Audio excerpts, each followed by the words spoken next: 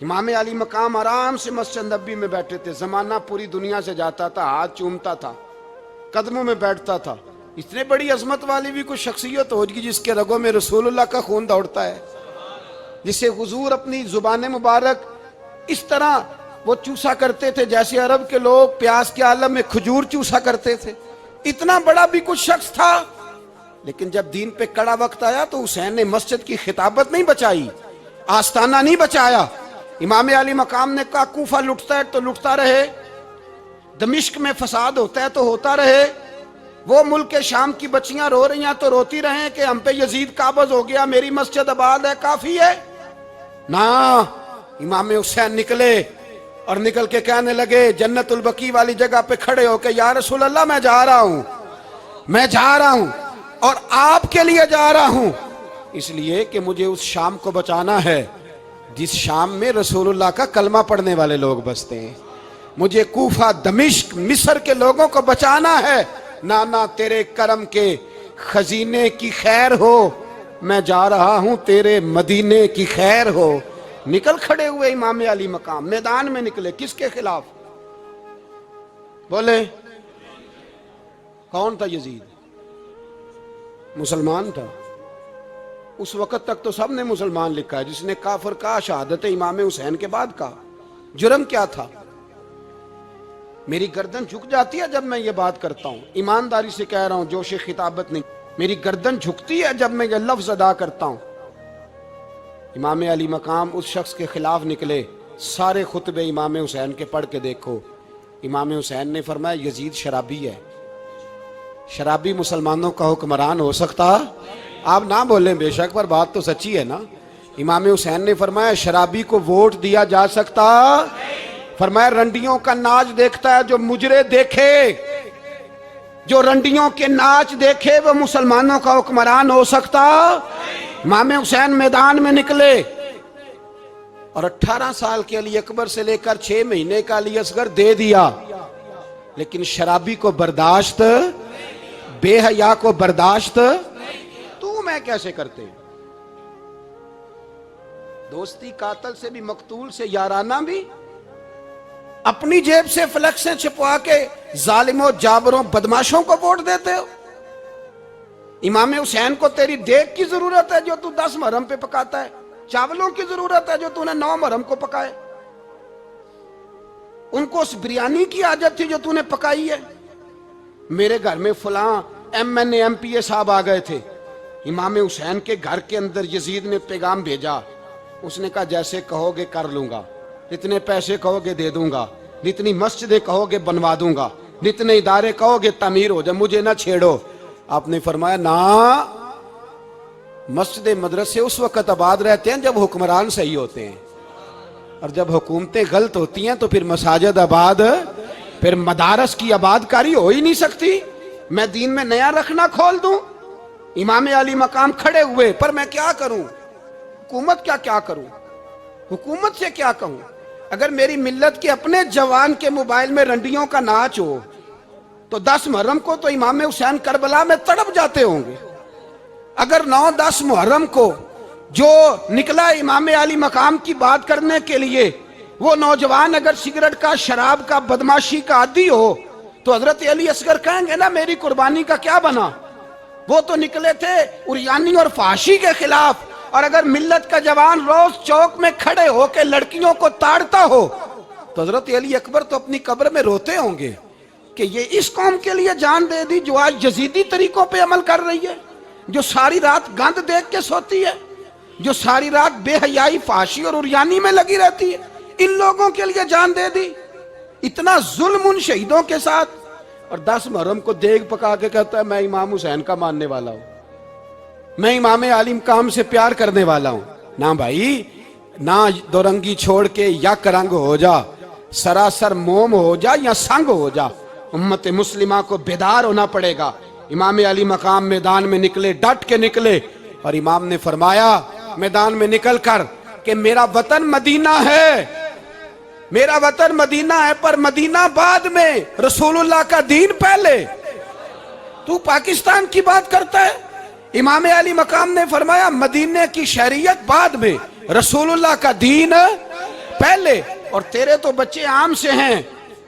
इमाम हुसैन ने फरमाया मेरी गोद में जो बच्चे हैं वो रसूलुल्लाह के नवासे हैं, पर बच्चे बाद में, नबी पाक का दीन पहले।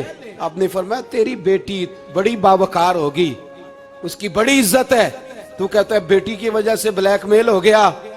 लेकिन जो शान खुदा ने हुसैन की बेटी को अता फरमाई, जिन बच्चियों का सर का बाल नंगा हो जाए, सर का बाल नंगा हो जाए, तो इमाम शौरानी फरमाया करते थे अगर मदीने में किसी सैयदजादी के सर का बाल नंगा होता था तो सूरज अपना मुंह छुपा लिया करता था, सूरज छुप जाता था बादलों की ओट में। और मदीने वाले समझ लेते थे कि घर में काम करते करते किसी सैयदजादी के सर का कोई बाल नंगा हो गया। उन शहजादियों का इतना वकार, पर इमाम अली मकाम ने फरमाया बेटियों की फिक्र बाद में, रसूलुल्लाह का दीन पहले। पहले रसूलुल्लाह का दीन कौम मजहब से है, मजहब जो नहीं तुम भी नहीं। याद रख मेरे भाई, इमाम अली मकाम रदी अल्लाह ताला अन्हु ने मैदान में निकलकर पहले मजहब की बात की। और आज दीन नबी दा वांग यतीमा रोवे ते कुरलावे ते आखे मैं किथों लब्बा उमर बहादुर, मैं किथों लब्बा उमर बहादुर जेड़ा मैनू सीने लावे। मासूम बच्चे, मासूम। आज तक किधर है तुम्हारा अक़वाम मुत्तहिदा? बुलाओ ना इसे। भीख मांगते फिरते हो, काफिरों से भीख मांगते हो।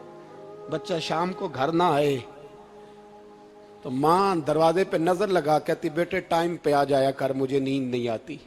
वक्त पे।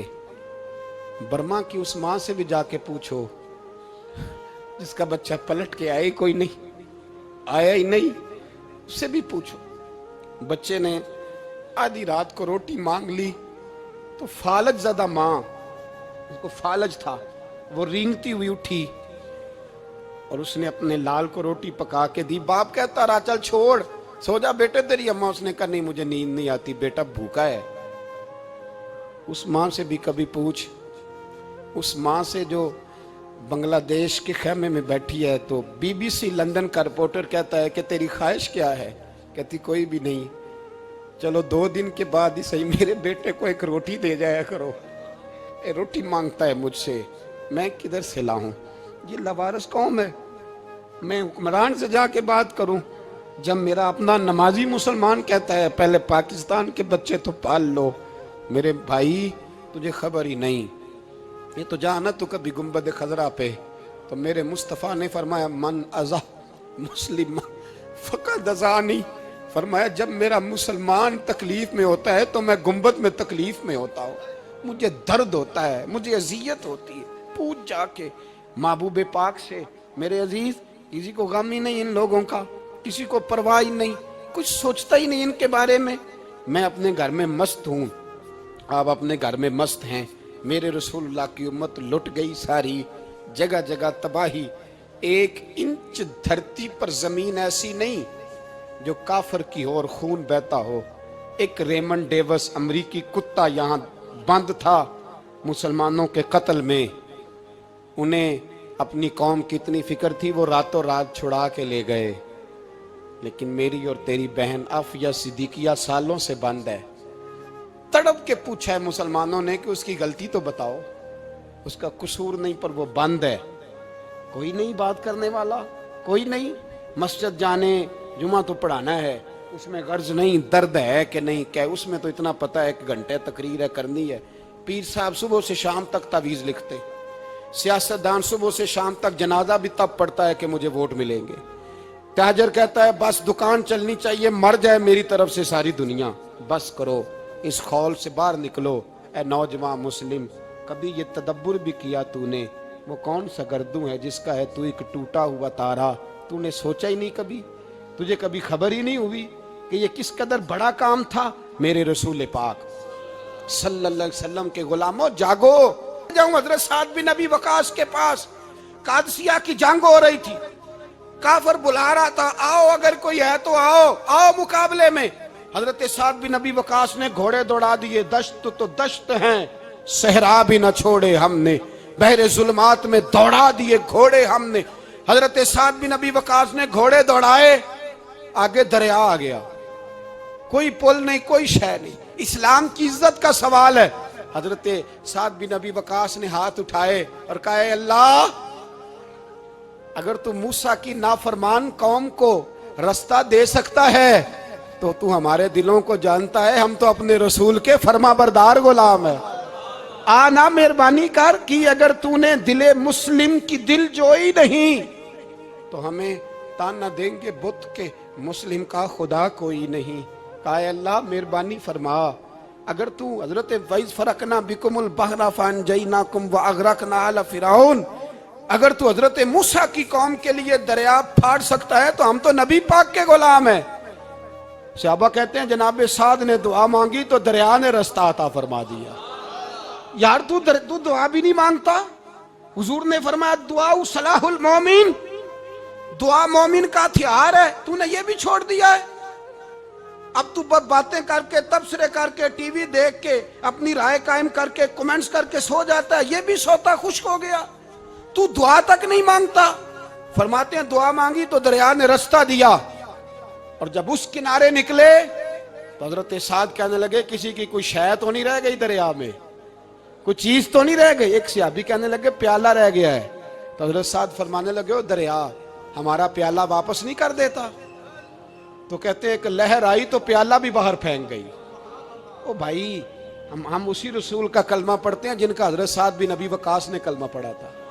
और किसी जगह मेरे नबी पाक ने नहीं फरमाया अल्लाह से अभी की सुनेगा, बाद में आने वालों की नहीं सुनेगा, किसी जगह नहीं कहा। पर तू कशकोले दुआ भी नहीं उठाता।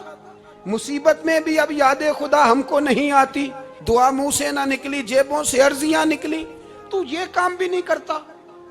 मेरा दिल करता था चलो और कुछ ना हो, मस्जिदों में इज्तिमाई दुआ ही हो जाए, पर उस तरफ भी तवज्जो नहीं। वहां भी कहते हैं मौलवी साहब जल्दी करो, घर जाना है, इतनी लंबी दुआ, और कमेंट्स कर रहे हैं लोग, कहते हैं आप अपने घर की सोचें। मेरे भाई, दुआ। सलाहुद्दीन अय्यूबी फलस्तीन की जंग लड़ रहे थे, खबर आई कि ईसाइयों का एक बहरी बेड़ा, बहरी जहाज असला लेके आ रहा है, नेज़े हैं, तलवारें हैं, तीर हैं। सलाहुद्दीन एक बुजुर्ग थे, उनसे मिले तो कहने लगे, बाबा जी आप भी दुआ करो। मैं भी दुआ करता हूँ। मुसलमानों के पास पहले असला नहीं, ईसाइयों ने और मंगा लिया है, कहीं ऐसा ना हो मुसलमानों के खिलाफ इतना असला इस्तेमाल हो। ये बात कही, बाबा जी को दुआ का कहा। खुद मस्जिद अक्सा में सारी रात रोते रहे सलाहुद्दीन, सारी रात। हमारा हुक्मरान जिसे रब्बाना आतिना फिद दुनिया पूरी नहीं पढ़नी आती, और अब तो ऐसे पीर आ गए मैदान में जो सूरह फातिहा सीधी नहीं सुना सकते, इल्ला माशाअल्लाह। सारी रात सलाहुद्दीन अय्यूबी रोते रहे। वो बुजुर्ग कहते हैं मैं भी कोने में था, पर जिस दर्द से इसने दुआ मांगी मैं नहीं मांग सका। सवेरे खबर आई कि दुश्मन का वो बहरी बेड़ा जो असला लेके आ रहा था दरिया में गर्क हो गया है। सुबह खबर आई तो वो शख्स एक आगे बाबा जी से कहने लगा, बाबा जी वो बहरी बेड़ा दरिया में गर्क हो गया।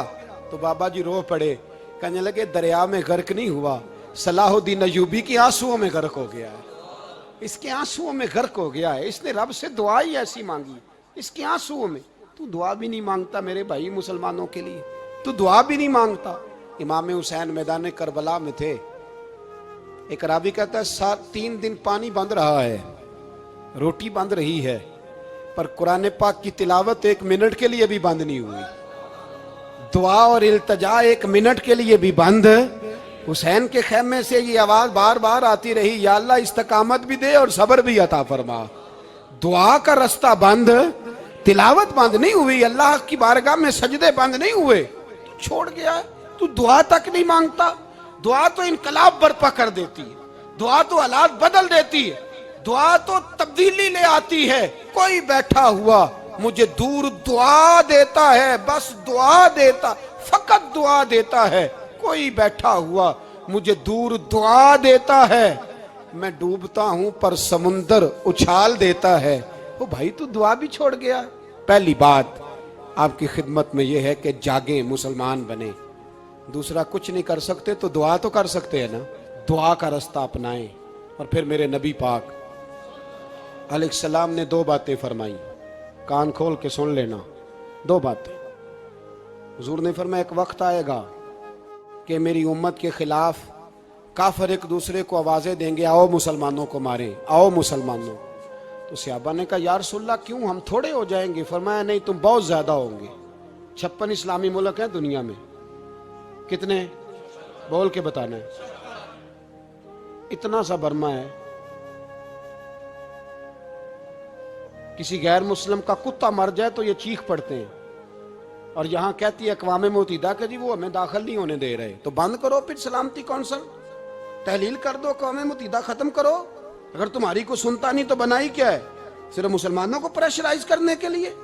और हमारे मुसलमान भीख मांगते फिरते हैं, कहते हैं कहा है हमने अक़वाम मुत्तहिदा से। अब तुम अपने लिए काफिर से भीख मांगोगे, काफिर से भीख मांगोगे? मेरे अजीज नबी पाक अलैहिस्सलाम ने फरमाया काफिर एक दूसरे को बुलाएंगे, मुसलमानों को मारे। या रसूलल्लाह हम थोड़े होंगे? फरमाया बहुत ज्यादा होंगे। तो हुजूर क्या होगा? फरमाया तुम्हें वाहन हो जाएगा। या रसूलल्लाह वो क्या है? फरमाया दुनिया से प्यार हो जाएगा, मरने को दिल नहीं करेगा, दुनिया से और मरने को। उस वक्त समझ लेना काफिर तुम पे हावी है। मैं अपना अंदाजा करूं, आप अपना करें। मुझे दौलत से कितना प्यार है और आपको कितना प्यार है। जाग के सुने ये लफ्ज रसूल पाक के सल्लल्लाहु अलैहि।